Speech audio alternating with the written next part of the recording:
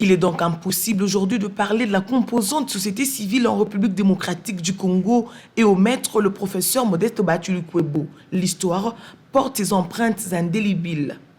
Il est même l'âme de cette société civile. En cette date du 18 août, où la société civile commémore ses 35 ans d'existence en République démocratique du Congo, interroger l'histoire devient impératif. Un devoir de mémoire à l'égard du professeur Modeste Bathily-Lukwebo, dont le courage et l'abnégation sont ici salués pour avoir donné vie au concept société civile dans son pays. Objectif reste celui de servir le peuple et placer ce peuple au cœur de tout intérêt depuis 1991. Mais c'était un compagnon de lutte de Bernard Delcros. C'est depuis le 21, on est ensemble. Malgré ce qu'il est devenu, il n'a jamais lâché le fil ombilical de la société civile avec la politique qu'il fait maintenant. La Socico, c'était le premier artisan de la rédaction sous son impulsion. C'était Roger Alice Blondé chez moi. Il a émergé, il ne nous laisse pas.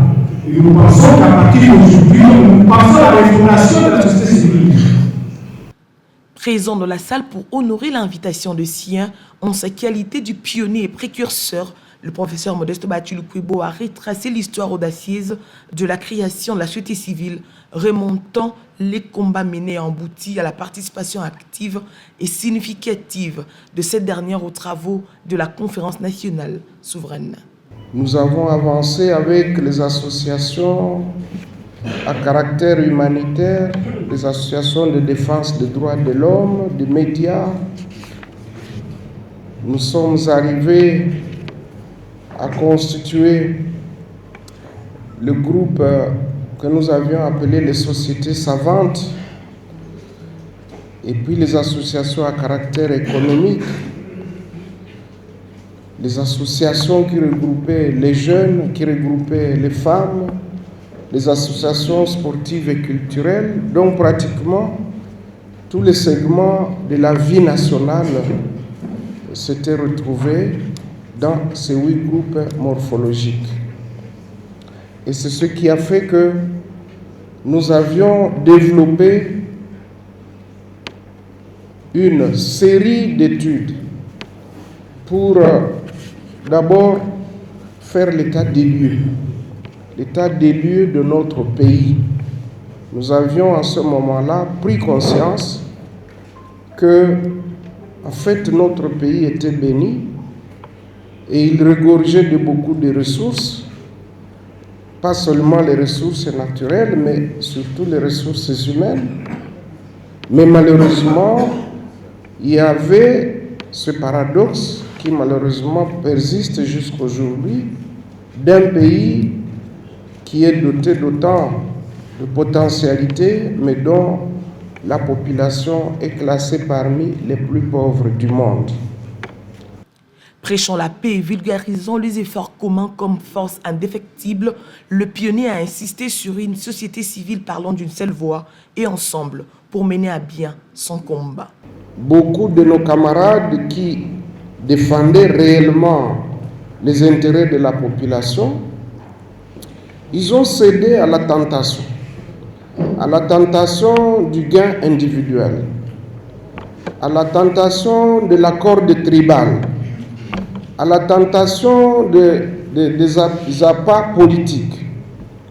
Et tout ceci fait que finalement, il y a une diversité, une multitude de groupes de la société civile constitués un seul groupe qui peut parler d'une voix et se faire entendre et se faire respecter.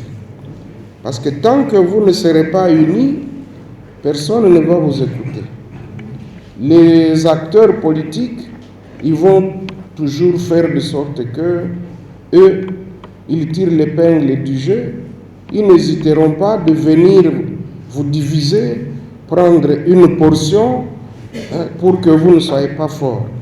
L'Assemblée s'est félicitée de l'intelligence et l'expertise du professeur Modeste Bacilukwebo, symbole de la résilience et de l'engagement pour l'intérêt du peuple.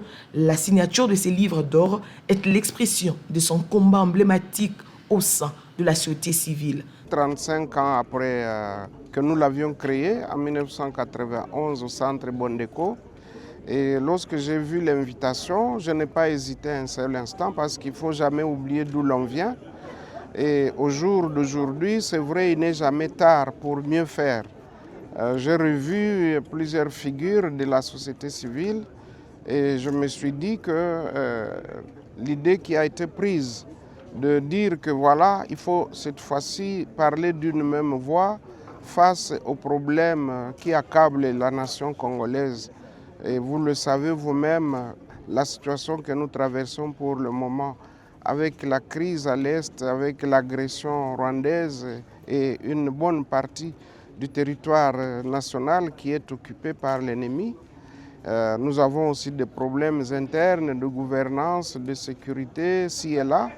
Et je crois que la société civile doit reprendre son rôle, celui d'interpeller les dirigeants, tous ceux qui ont une parcelle de pouvoir pour qu'ils puissent répondre aux attentes de la population, de défendre les droits des uns et des autres et surtout de se faire la voix des sans-voix et de la grande masse pour que finalement nous ayons un pays qui soit en paix, un pays qui soit bien gouverné, un pays où les libertés individuelles et collectives sont garanties, un pays où on ne compte plus autant de chômeurs, un pays où l'économie profite au peuple congolais. Parce que comme vous le savez, la société civile s'est toujours battue pour briser le paradoxe d'un pays qui est doté d'autant de ressources humaines et naturelles, mais qui croupit dans la pauvreté. Et je crois que ce combat-là, que nous avions commencé, les autres doivent le continuer. Et lorsque j'ai reçu cette invitation, je me suis dit, je ne peux pas ne pas y répondre. Et donc j'encourage mes camarades à poursuivre ce combat-là, à rester unis, à éviter de se faire les porte-voix des partis politiques, les porte-voix des tribus, les porte-voix des institutions publiques, les porte-voix des étrangers, qu'ils voient seulement l'intérêt du peuple congolais pour que finalement nous puissions revenir aux fondamentaux de la société civile telle que nous l'avions connue et dirigée pendant plusieurs années. Vivement une nouvelle société civile pour de très bonnes perspectives.